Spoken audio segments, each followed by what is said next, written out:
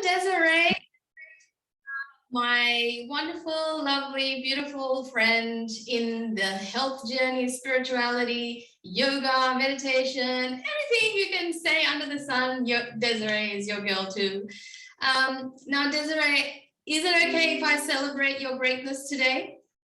Oh, okay, why not? Sure. That's what I was hoping to hear, because this is why I brought you on, because, you know, you do so much. You do so much. Desiree is a mom of a young kid. Like, he's 3, right?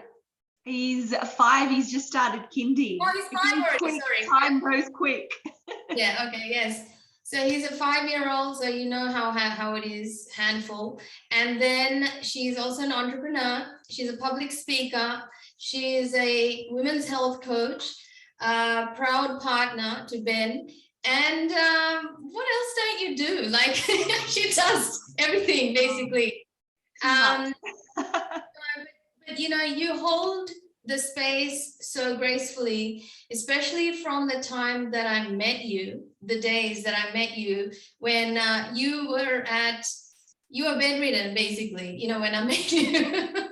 You know, from that Desiree to today, it's been around 7-8 years span. Yeah, about that. What you do today takes immense energy and energy management. So I really want to celebrate your achievement in just being such a spark of joy for everyone. Aww. And yeah, absolutely, Des. You know, you deserve it. And you also deserve to hear that what you do is actually such an inspiration to myself, people that you don't even know of. They're watching you no matter what, you're right? You don't even know. So I just want to remind you that Happy Women's Day 2022 is about breaking bias, you know, and I thought you would be a great co-host and conversationalist on this topic and talking about women's health. Would you be okay with Supriya? Right back at you, honestly. From the time that I met you, I said, yes, this woman is speaking my language. I love her, love everything about you, and we stayed connected so many years later, which is nice. Yeah, unforced. So without further ado, I know you're short of time today, so I want to start off by just doing a conscious breathing exercise, because I know you've come here from a lot of things. After school pick up, yes. So how about we take 10 slow, deep breaths? We'll close our eyes and the audience can join us as well. And this is a breath exercise that anyone can do at any time of the day. And this is basically to calm your nervous system down and allow your stress to sort of dissipate and, you know, spread out to the rest of the body instead of just accumulate in one part or a few parts that might be adding to the stress or tightness that you're holding. So with your eyes closed, we'll close our eyes and take a deep breath in for 5, 4, 3, 2, 1, and breathe out 4, 3, 2, 1. And keep going like this. Take about 10 of these. And if it helps to ground yourself by placing your hands on your belly, do that too. Like when you breathe in, you'll be breathing into the hands, so it feels like you're filling up a balloon. And this helps you connect to the vagus nerve, which is connected to our stress management system. So allow yourself to just fill up and let the worries that surround you drop away. And set an intention to be present just now. As you're breathing, notice if you're feeling any tension anywhere in the body, breathe for that part of the body too. Give it attention and breathe into your belly with attention and intention to acknowledge and release. And we'll just do 2 more full breaths in and full breaths out.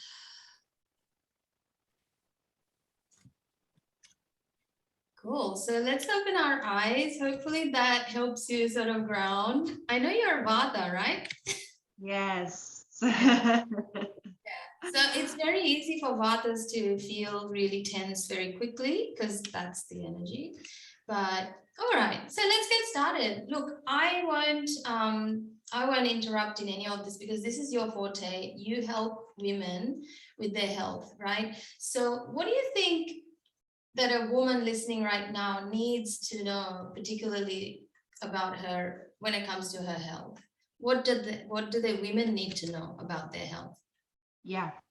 I think the biggest message is that you do not need to struggle through your days, because there is this misconception and this, talking about break the bias, there is this opinion that women have to wear busyness, resilience, and stress as a badge of honor.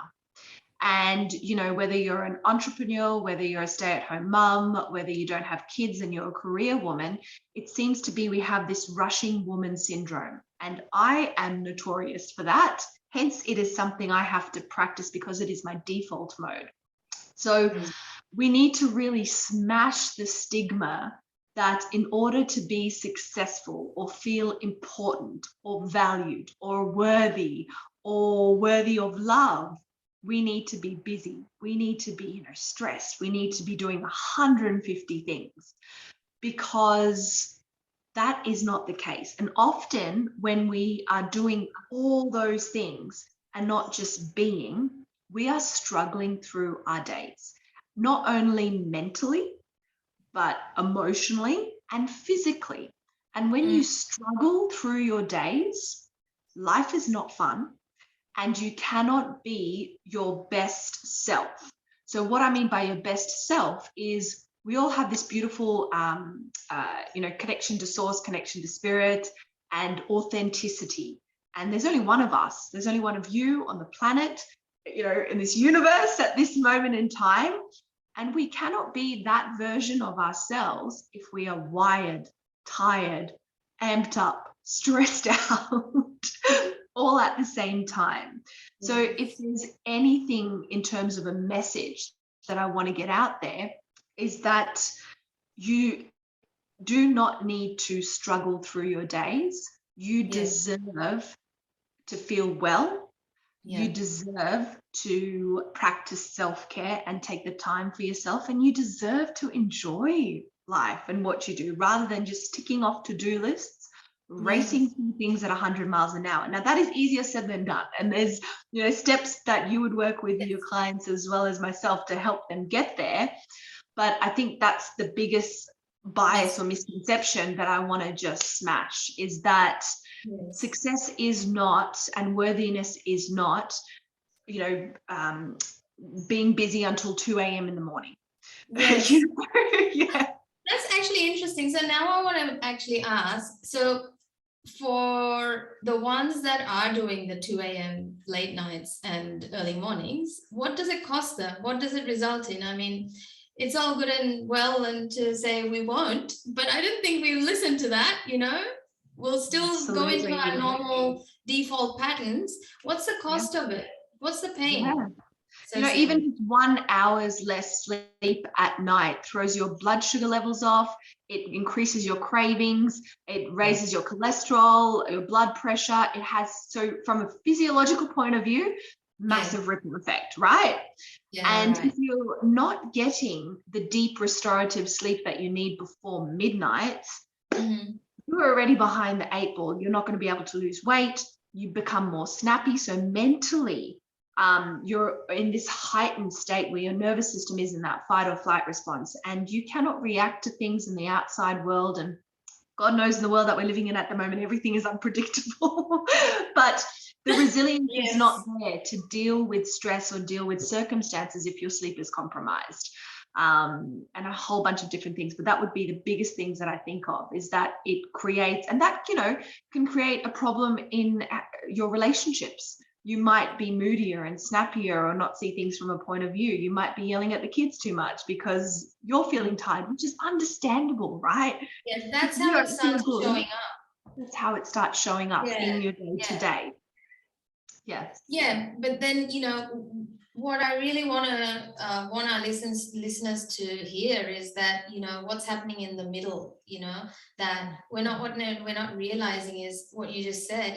We have all these health goals, like lose that extra 5 kilos, or get a bit more fitter and try to be more alert at work. Some of the goals, that we all die to have, and look a bit more fresher and feel fresher. But actually we're failing because we don't have a strategy in place, like you're saying, right? Absolutely. Yeah. And that's 100% right. And it can feel like by just doing something, sleep and drinking water, I think are the two most underrated things. But the most important things, you would see this with your, it still astonishes me to this day that every place that I start with the women that I work with, and I'm sure yourself as well, is to drink water and to sleep more. Because you could be eating the best foods, taking the best supplements, doing all these wonderful practices, but if you do not sleep and you do not drink water, it is completely counterproductive. That's good. I mean, that's deep and that's very profound, and we should be taking notes on that. It's so simple, but why don't we do it? Why do you think we don't? I think because we don't place importance on it, right? So, from young, we have built our society. Again, it's this busyness rushing syndrome, I like to call it, because it really is a syndrome. From young, you're conditioned and programmed, especially as women, that we have to be people pleasers. We have to give, we have to do more. We have to be the polite, nice little girls, and it's rude to say no, right? And protect our boundaries. So we've kind of been conditioned from young to believe that, even though we might be tired, maybe, our friend needs a help, so we're going there late at night to console her in her relationship or something like that, which is fine at times, but you've also got to protect yourself and look after yourself first and foremost. We've also been conditioned that, apart from being a mum, you can't just be a stay-at-home mum. You must also now run a side hustle in business and, tend to your house and do all these different things. Yeah. So health does not become a priority, and sleep does not become a priority. And when your health, and say, for example, sleep or something as simple as that, is not a priority, if it's number 4 or 5 down the list, you are never going to be able to make any changes that you need to create any positive effect. It has to move up to number 1. And so I think we get stuck in that mode. Yeah. So you reckon our priorities are not in the right way, like because of conditioning and our childhood and upbringing, societal pressures, etc., right? Absolutely. And it's how I think a place to start is redefining your definition of success. Because if you look, so at one point I had a perfect life CV, right? I was earning like 6 figures. I was a corporate manager. I was playing hockey for New South Wales, tick, tick, tick, tick, tick, tick, tick, tick, tick on my life CV. But I was bloody miserable. And after that, I got chronically fatigued and sick for months and months and months. And what that taught me was that we define success as the money you have in your bank account, the type of career status that you have, whether you have 2 kids or family. I mean, if you just look at when you encounter people, the first question is, are you married, or what job do you do? I know with the Indian background and myself too, that's the first questions that we ask. Are you married? Do you have kids? No, because that is deemed as successful. So if you shatter your definition of success and make health, or put health somewhere in there. So say, for example, I'm going to use you an example to show how wonderful you are, because you are. So to me, you're my definition of success, right? Because you can do what you love, make money from it, but not at the expense of your health. And you can still wake up and feel, it's not every day. No one's life is perfect. No, it's not like that. You can wake up and still feel free, symptom-free, lots of energy, clear mind, that inner, you can't be happy all the time, but that inner peace and contentment to then live the life that you want. So you've created something which is a nice balance, right? So for me, that's success. And you've got to redefine it to put health in there somewhere. Well, I call it a baseline, you create a new baseline, then, you just don't go below that again, and unfortunately, those lessons haven't come easy to me, neither have they come easy to you. But that's Absolutely. that's why I believe we've become coaches, right? So that we can share, like help people avoid these bad times to actually navigate life in a lot more, with strategies in place. Actually, Yeah. I want people to know, why did you become a coach and not just go back to 9 to 5 or take it easy? Oh man. So yoga is hippie bullshit. I will never have a green juice. It's meditation is crap. I was so far left of field, and I was corporate, work hard, play hard, drink loads, eat as much crap as I want, race through life at 100 miles an hour, focused on doing and achieving. And when I felt so sick, so I was, bedridden for 8 months, couldn't wash my hair, couldn't even walk to the bathroom, couldn't even breathe at times. I was saying bye to my family in my hospital bed. And the healing process that it sparked was not from modern medicine or any quick fixes, which is what I was used to taking or doing. I was always like, give me the pill, I just need to get through with my life. But it was through stopping, resting, sleeping well, nourishing my body with good foods, working on healing my gut, balancing my hormones. Even one of the first books that I actually got was one of Deepak Chopra's Ayurvedic balancing books, and I was reading and eating through the doshas. Yes. So it was interesting. Yeah. So I just surrounded myself with this, and I used my own body as a lab to see what worked, what didn't work. And then slowly I started to heal, Supriya. And I had felt at 30 years old better than I had ever felt my entire life. Because since young, day dot, since I can remember, I was in and out of hospital. I had allergies, I had eczema, colds and flus all year round. When I got my period, I used to faint. I just used to pass out, and then pain. Yeah, from 14, from very young. And so I just thought I was that sickly person, headache, migraine, body aches, pain, stomach problems.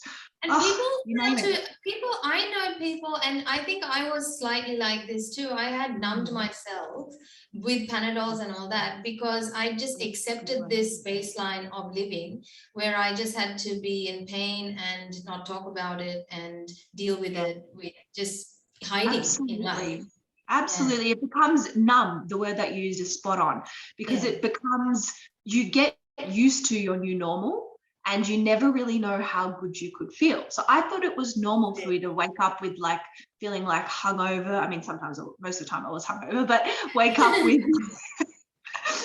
with headaches, body aches and pains, sinuses, terrible cystic acne all the time. I just thought that was normal. That was just my genetics, right? But when I started to heal, even though I was still unwell and my energy hadn't really started to really break through so I could experience, maximum wellness, I felt better than I ever felt. And I thought, holy shit, I need to tell people, this is magic. This is absolutely magic, because almost like that, everything started to subside.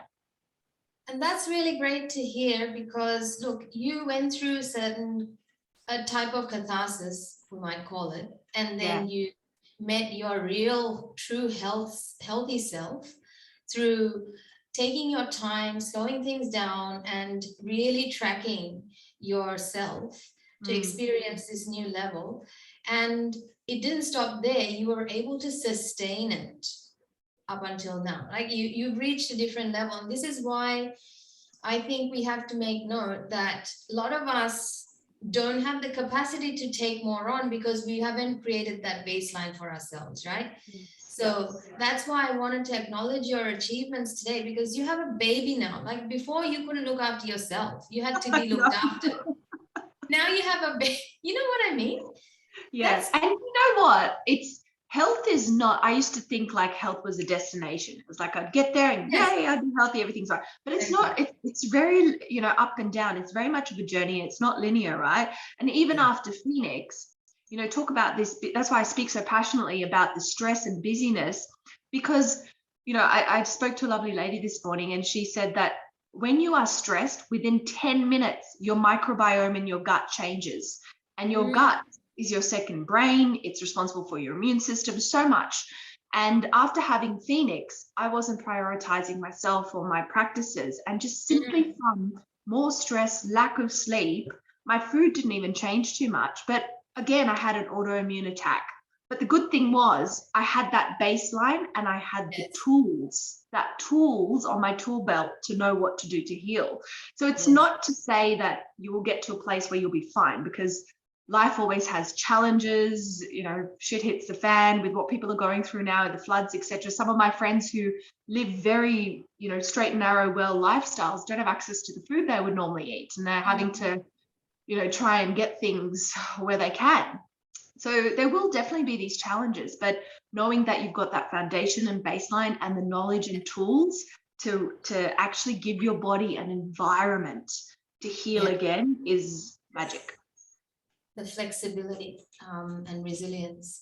So when it comes to you becoming a coach, what drove you to be a coach? Yes, so I explored, it was really what resonated the most with my journey, right? So I explored dietetics at university. There's amazing dietitians out there, absolutely, but most of the content at university level is sponsored by Arnott's Biscuits, Kellogg's, Coca-Cola, and I've done a lot of chats with dietitians across the US as well as here in Australia, and part of what they have to follow is, I even went and saw a dietitian myself, and she told me to have Kellogg's cereal in the morning and milk. That's right. Yeah. So it didn't resonate. Makes me angry, actually. Right? Yeah. It makes me angry. And plus, there's so much more. I thought about nutritional therapy or naturopathy, but a coach, really, the beauty of a coach is that my aim is to give my client, not tell them what to do. I can guide, I can recommend and suggest, but it's more about providing and holding that space with some guidance and recommendations for that person to learn things themselves, do the work themselves, become their own coach. So then I step off and they take over. That's the power, right? And a coach is very, you motivate, you educate, you inspire, you work not only on like the nutrition part, but I can, recommend things for like gut, for mindset and emotions, which is, as you know, is like 90% of the battle. Yes. So it's a broader scope and very much resonated with my journey. So this was in line with what I wanted to say. So then I just want to flip the coin to the other side, because a lot of people are still more trusting of going to the GP for or say whatever, doctor or someone that will give them that pill or that solution straight away, versus a coach who is like holding space for them to learn how to make better choices, from what I'm hearing, right? Yeah. From becoming self-healers or self-driven. So what do you see? Like, what do you see? What's the key difference between the journey of health for a person or a woman navigating, from being really bad or feeling really bad to feeling really good? What should they do? Like, should they go to the doctors or should they go to the coach? Like, is there a certain category of people that should go to a coach? Yeah, 100%. So, sorry, I'm just trying to fix I had to do this on my phone, I told you, because oh gosh, it's okay. There we go. I'll leave it like that. Is that okay? The picture's all right? Yeah. Yep. Yeah. All So, is fine. Advice would be, look, there are, in crisis situations, so when I thought I was dying and I couldn't breathe and I had massive panic attacks, I wanted a doctor, I wanted a hospital, right? Yeah. They are amazing for acute care, emergency situations. We need doctors, we need hospitals, we need surgeons, we need those amazing people. However, for once you've dealt with the acute situation, and you're not dying and you're saved, or after a car accident, or even for preventative care. You must look at other avenues, right? And it does start with, Hippocrates, the founding father of modern medicine, let food be thy medicine and medicine be thy food. It starts with something as basic as that. There are functional medical doctors out there as well.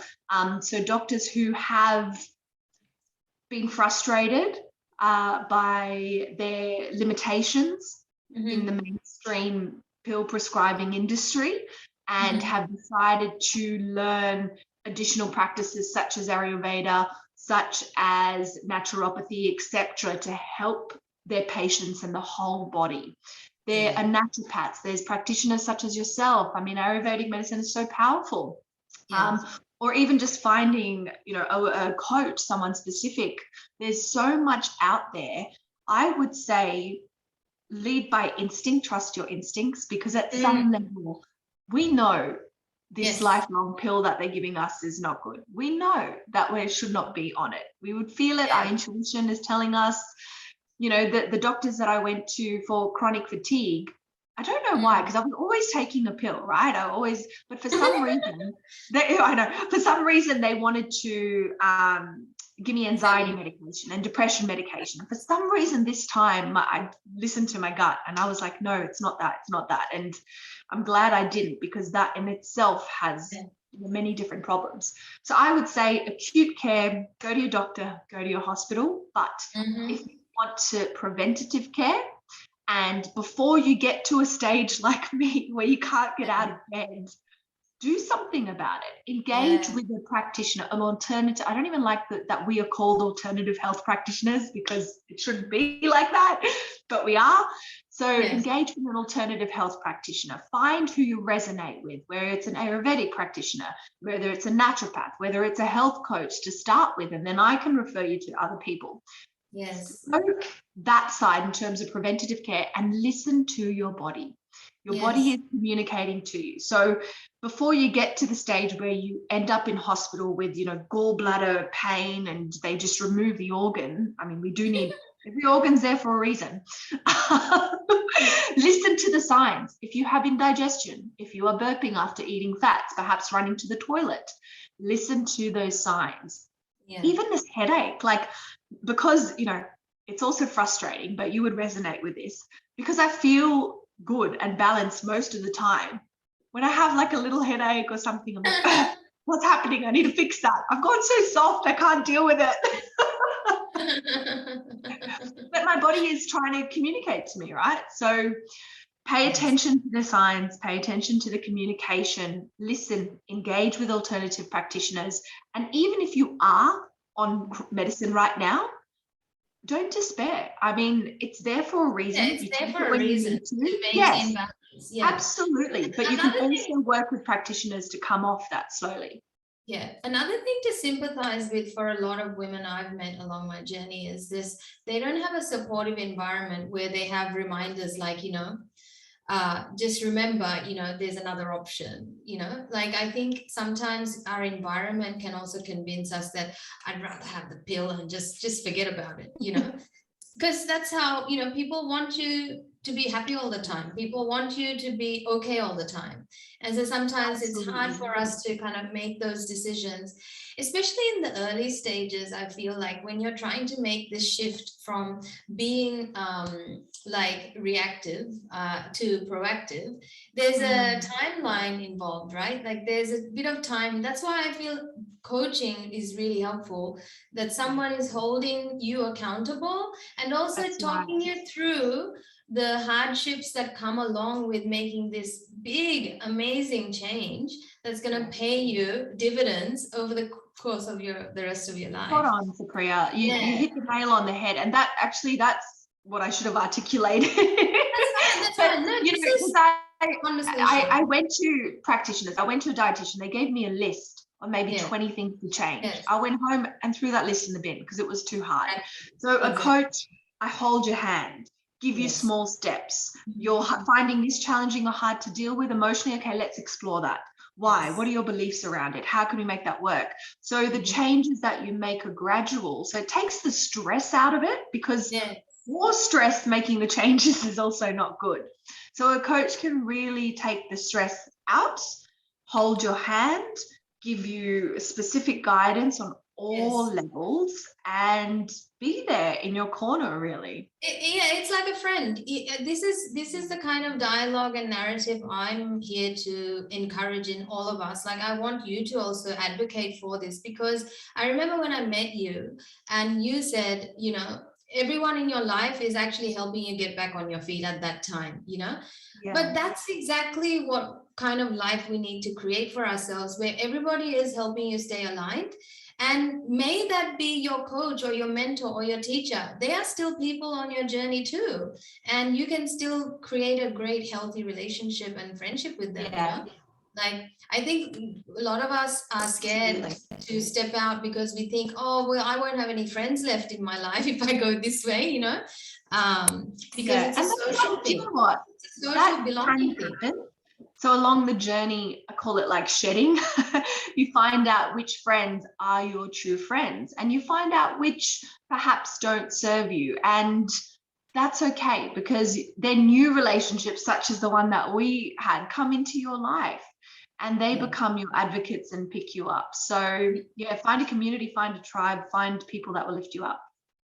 So good to hear you are living it and you're offering that help, you know. And again, I just want to ask you, like, what is the thing? Like, I heard you say sleep and water. Is that something that's going to be directly, like, is there a measurement or a key takeaway about those two things? How much water should be? Is there something like that? What's the advice on that? Like water and sleep. So with water, I would say just start drinking it because most people don't drink it.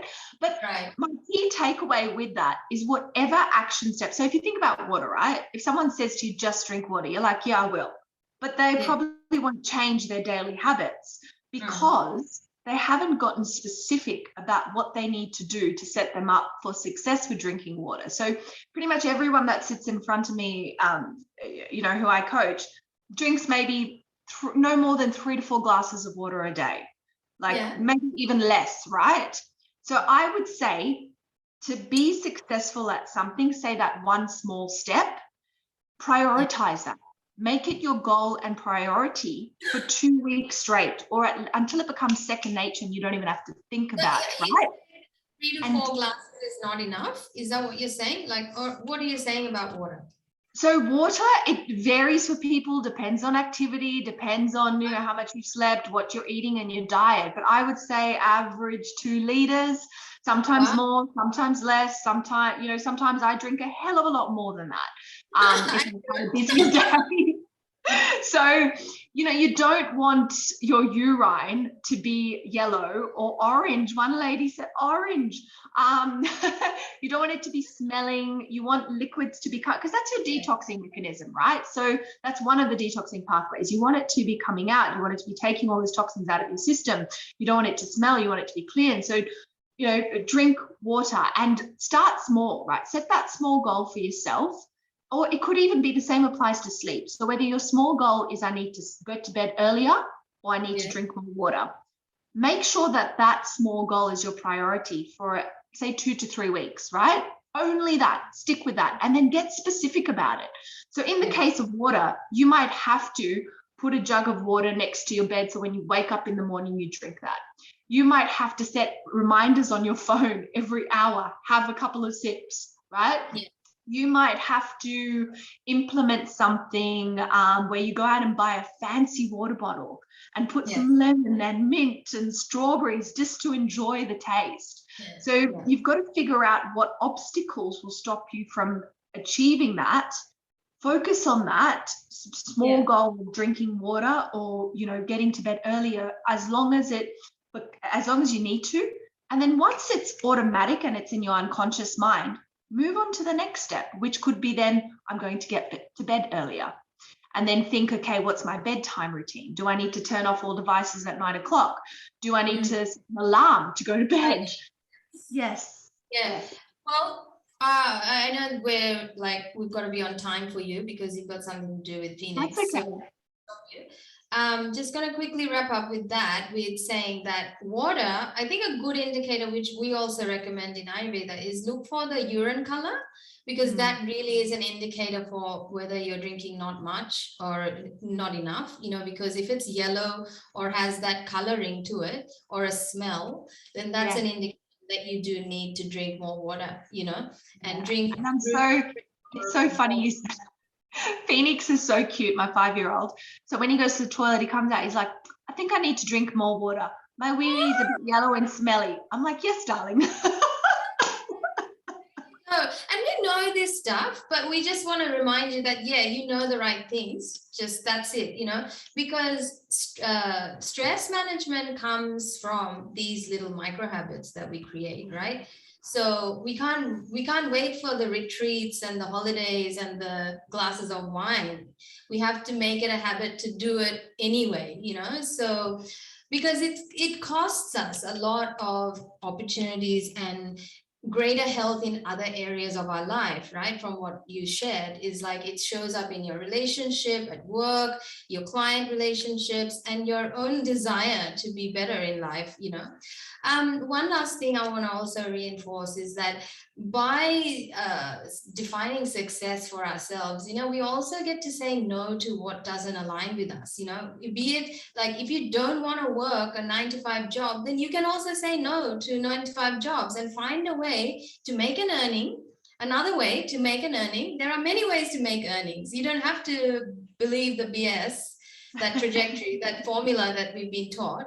And so it's just a matter of curiosity and working with someone like Desiree, who's paved her own way after going through something, cathartic. She can show you the way. People like Desiree and myself, we can all show you another option. It may not be your option, but there are people already doing it, and that's why we still are in the industry, right? Otherwise, I think we would have gone back to our work. It's so important what you said, Supriya, and one of the most beautiful things and like funnest things for me to witness is when women start to take the time to work on themselves and heal themselves and improve their health.